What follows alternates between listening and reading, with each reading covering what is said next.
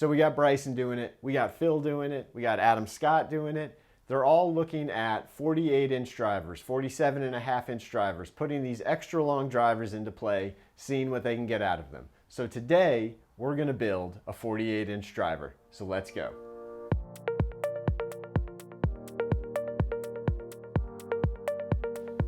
Hi everybody, welcome to the Mobile Club Maker. I'm AJ, thanks for joining us today. I want to start out by saying thank you to all the people who have been subscribing to the channel. We just passed our 1,000 subscriber mark, so that is very exciting. So again, if you've subscribed to the channel and you've been supporting us, thank you. If this is your first time here, welcome. I hope you get something out of it. I hope you're entertained. I hope you're informed. And yeah, hopefully you find a home here. This is the place for all things club building, club repair, club fitting, golf club equipment. We cover all those topics. Okay, so today we are going to build a 48-inch, maybe 47.5, we'll see what it comes out at its longest length, driver.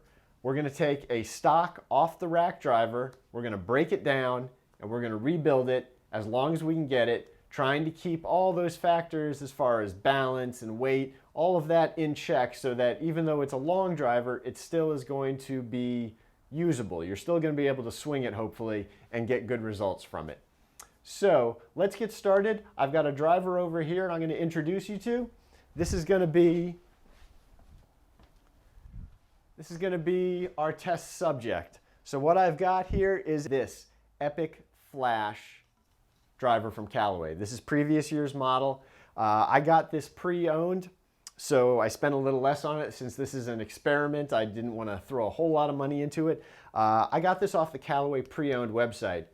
And if you've never been there, I would highly recommend that website. I buy a lot of equipment off of that, especially if I'm experimenting or doing something where I don't want to be paying full retail for a brand new driver or irons or things like that.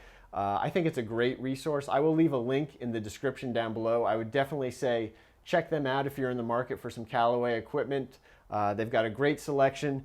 Their rating on their pre-owned equipment, whatever they say the quality of the item is, it's always better when you get it in your hands. If they say it's very good, when it comes to you, it's almost always in better condition than they say. This one I think was either very good or excellent, but it came to me and I don't know how you could say it's anything but like new. It looks like a new club. So definitely check that out. Also, you're getting authentic equipment. You don't have to be worried about, eBay type of, maybe call it less than authentic equipment, counterfeit maybe we'll call it.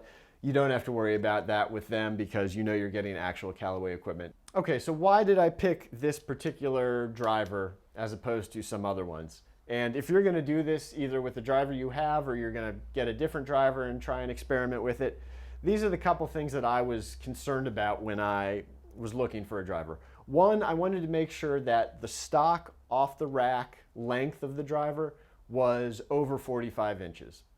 Depending on the manufacturer, there are still some manufacturers that are sticking to a 45-inch stock length, and there are some that are sticking to a longer, say 45.5 or 45.75, something like that. So I wanted something that was already going to be on the longer side. This one, 45.75, I believe, is the stock length. So I know it's already weighted more appropriately for going longer, going with a longer shaft.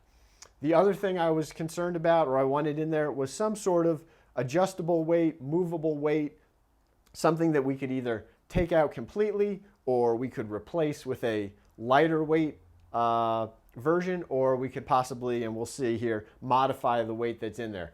Again, trying to make sure when we get this all built out at full length that it is a reasonable swing weight, that it is a reasonable total weight. So those are the two things I really was concerned about, and that's why I ended up with this Epic Flash driver. So what we're going to do today, first off, we are going to break this driver down. We are going to pull this shaft because we're going to be replacing it with a different shaft. I'm also going to try and save this grip and see if we can't reuse it because I've got sort of a green and yellow motif going through this whole thing with the shaft I've got with this head. So that grip is perfectly good and in those same colors, so I figure why not reuse it. Sort of got we've got sort of a Masters motif. We could call this a Phil Mickelson at the Masters driver because green and yellow Callaway, and we're going to make it extra long. So maybe that's what we'll refer to it as, is the Phil Mickelson Memorial Driver. So let's get started. First off, I'm going to pull this grip off here and try and save it. And then we're going to pull this shaft off the adapter. Again, we're going to save the adapter so we can reuse that. So let's get started. Okay, so I know what you're thinking. You're thinking, AJ, you know, why do I have to go through all this when I can just get a little $2 graphite shaft extension, pull the grip off, put the extension in with epoxy, put the grip back on, go play it. And you know what? You're right. And in some cases, I would say that is a perfectly reasonable and appropriate way to go about this. If you just want to sort of dip your toe in, or you're not sure you really like it, or you just don't want to spend a lot of time or money on it, perfectly good option. Especially if you've already got a shaft that you like that's over length, you know, say 45.5 or more inches, and is lightweight. I would say all those things would make me think, yeah, a shaft extension is not a bad way to go. The problem is, if you have a shaft that's, say, only 45 inches and you're wanting to get up to 47.5, 48, and it's a heavier shaft, then things get a little murkier. Now, this is completely my own rule. This is completely personal. This is not based off of any sort of scientific fact or data that I've seen. For me, I like an extension up to about an inch or an inch and a half maybe. That's about as long as I would ever feel comfortable making an extension. And the reason for that, very simply, is once you start to get into 2-inch extension or more, all of a sudden, that means that the majority of your upper hand on the club is gripping the extension, not the actual shaft. And that, for me, just feels like it's a little more precarious versus having just, you know, a solid one-piece shaft. So if you're talking about an inch, if you're talking up to an inch and a half, I would say, yeah, the extension is not a bad idea. If you're getting longer than that, then I personally really feel more comfortable having a complete one-piece shaft, not sort of gluing things together to make it that length. Again, this is my opinion. You can take it or leave it, but that's just how I feel about the extensions.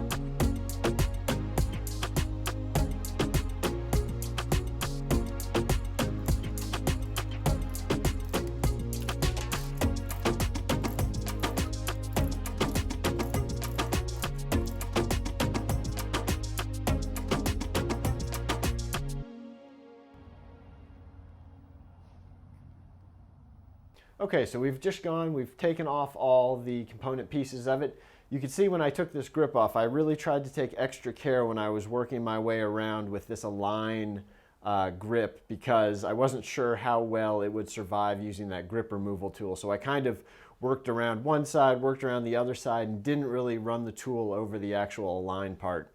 And that seemed to work fine because it came off perfectly, and we will be able to reuse that. We also then, we pulled the head off, obviously, get the head out of the way. We don't want it on there while we're pulling the shaft. It's unnecessary. Got the adapter off, just put a machine screw of the same diameter into the screw hole here and pulled it off like a regular hosel golf club. These are made out of aluminum, so they will withstand the heat. They aren't going to melt. The little ferrule at the top did melt, so we'll replace that with a new ferrule. But we've now got all our pieces minus one, which is the shaft. So The shaft we're going to be using for this is one I picked out. This is a lightweight. This is only 55 grams, so it's a little bit lighter than the shaft that was in there before. And the other thing I was really thinking was, when I'm doing this, is I want something that is going to be counterbalanced or more butt weighted, because obviously we're going to be getting longer and longer, and we want to try and keep that swing weight reasonable. One more thing to talk about: the shafts in general all come at 46 inches. So if you take this 46-inch shaft, and we'll see what it comes out to when we put it together, but you may be slightly short of 48 inches if you are trying to hit 48 inches. A 46-inch shaft may not get you there, depending on the head. There are a few shafts that you can find out there that are longer than stock 46 inches. Some of the older Fujikura shafts, some of the Speederline shafts. For a long time, Fujikura made all their stock lengths 47 inches. So if you can find one of those, you will have plenty of length to get to 48 inches. You can also find some long drive shafts that are specifically made to be, longer than even 48 inches, 49, 50. And you can find some of those too. But in most cases, a 46-inch shaft put into a standard driver head will get you pretty close to that 48-inch number, maybe a little shy. So that's what we're going to do today. But again, if you needed to, you could take an extension, and if you really wanted to get it all the way to that 48 inches, you could epoxy in an extension and go that direction. Okay, so at this point, what are we going to do? Well, we're going to now just put it all together. We are going to epoxy the shaft into the adapter, let that dry. I'm going to use some 60-minute epoxy so I can get back to this quickly and finish it up all in one video. We will epoxy this in, and then we will put the grip on it, and then we will start to check what we've got going on with the weight, with the swing weight, all those details.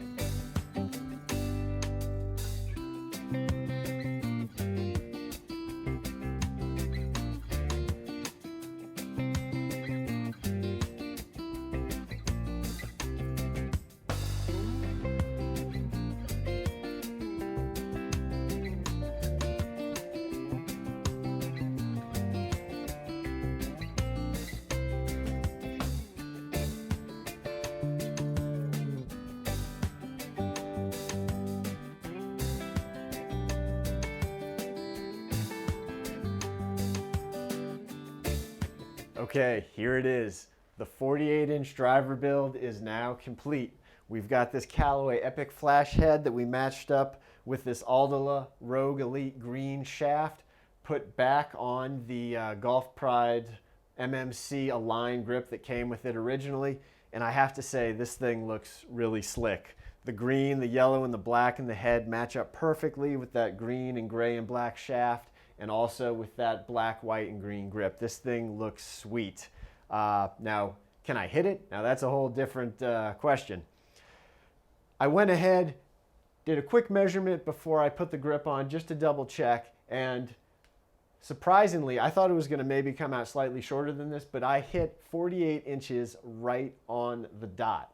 So just putting the shaft straight in, no cutting needed, no extending needed, this 46-inch shaft into this head, put the grip on, and we got 48 inches. So this club is tournament legal. If you wanted to play it in a tournament, we are at that 48-inch limit. It is allowed. So that's a good thing. And again, it's going to depend a little bit on the shaft you use, and the head there may be slight variations, so you want to make sure and you take measurements because you don't want to go over 48 inches if you are trying to have a legal driver.